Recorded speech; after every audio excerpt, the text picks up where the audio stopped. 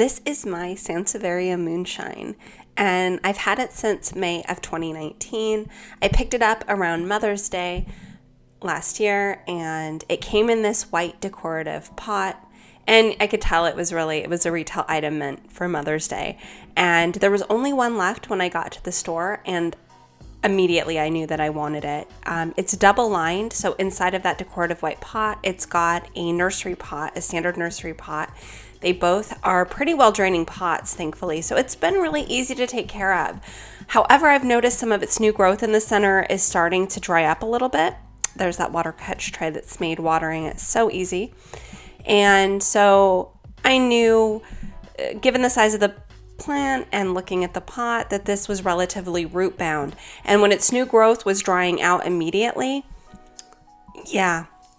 first sign that something's going on here. And as you can see, this plant is very root bound in the pot. So for example, when you water a root bound plant like this, you're just going to see all of the water immediately rush out. There's not enough soil there to hold on to the water and keep the roots moist. And so what ends up happening is that you start to have these hydration issues with the plant, even though you might be regularly watering it. And so for me, like I said, some of the new growth in the center had brown tips, dried up tips. And I thought, time to pot up. So I grabbed this terracotta pot. It's about one size up from what it was in. And the terracotta is going to be great for moisture control. Sansevierias they're succulent-like, and so they really don't want to sit in water, and you need to be a little bit moderate with it. If you remember, I picked up this black gold cactus mix while I was out doing some New Year's shopping, and it's because I knew I needed to do this. And so I'm starting out with my customary unbleached organic coffee filter so I don't drop everything out of the bottom of the pot through the drainage hole. And now I'm just getting this cactus mix into the pot, and this is my first time seeing it. So you're gonna see me go a little bit slow here as I add more and more, because I am a little bit taken aback about how it looks. Now I can tell immediately that it's going to be well and fast draining, but I'm seeing more perlite than I am some other different things that might also provide drainage, and just I'm looking at it, making sure that it's not going to retain too much water, because it looks different than what I would usually make or mix up for cactus. So I'm just double checking as I'm going over it and making sure that it doesn't clump. I'm also going to add some earthworm castings, just a couple of scoops here, and I'll mix it in just so I can get some organic fertilizer in there right away. I know that this black gold already has its own. I'm just adding a little bit, and that's the nice thing about using an organic fertilizer, is you don't have to worry about burning the roots of a plant, which of course you then see show up in the leaves, sometimes very dramatically. If you've ever had fertilizer burn, you know what I'm talking about. If you haven't, I suggest trying earthworm castings. So I'm just going to go ahead and gently take this out of its pot again and start breaking up the roots. Now, winter where I am just started December 21st, and so we're not even a month in. I don't want to traumatize the plant. I would wait if I was going to completely strip all of the soil out of these roots. I'd wait till spring if that was my plan.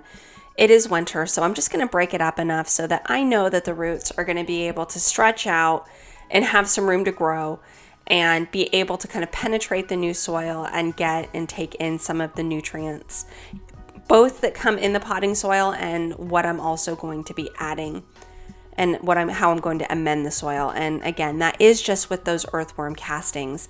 So you see me, I'm getting in there, and I'm finding a ficus leaf.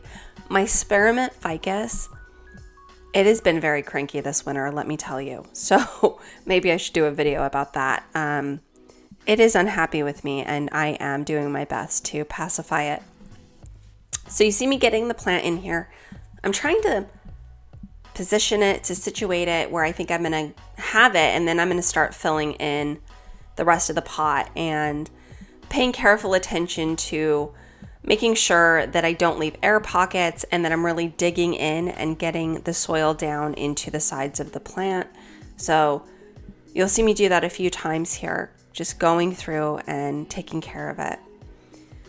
So again, some of the symptoms of a root-bound plant, especially if you have a plant that isn't in a nursery pot, which can make it a little bit more difficult to just pull the plant out and look at the roots without,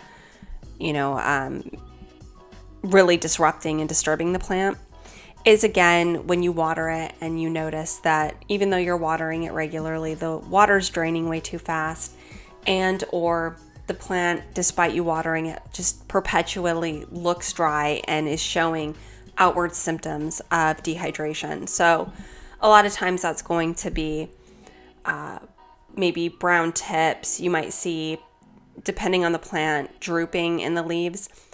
To be honest, it does get really complicated because those can also be symptoms of overwatering. And I think sometimes when we read things, it's like, how am I supposed to know if drooping is both overwatering and underwatering? And the only really way that you can know is by digging your finger into the soil and really testing it for yourself. So don't depend on just how the plant looks to you. Really get your hands into the soil if you're suspecting that it's root bound. And what you'll find is in the center of the root ball, as you're digging your finger in, and by the way, I'm top dressing here with more worm castings, and then I'm just going to mix it in. But you dig your finger into the root ball, into the center of the plant, and you'll be able to tell whether or not water is actually penetrating the roots. And if not, if it feels perpetually dry and you pull it out and you see it's root bound, it is best just to go ahead and pot it up into the next pot size. This is what the drainage looked like after I thoroughly watered it. A lot less drainage, as you can see. And so here I am and it's also, the color of it shows that it's really running through the soil and through the earthworm castings, which is good. It's filtering through there really well. And that's what it looks like while it's just dripping. I'm letting it kind of drip out because I did give it a really thorough watering. And of course, I did that because I know this plant has been dry for months now, despite my best efforts. And here's my customary water catch tray with little pebbles in it. So my plants never sit in water. I do tend to water them where they are. Depending on the plant, this will be one that might get water where it's at.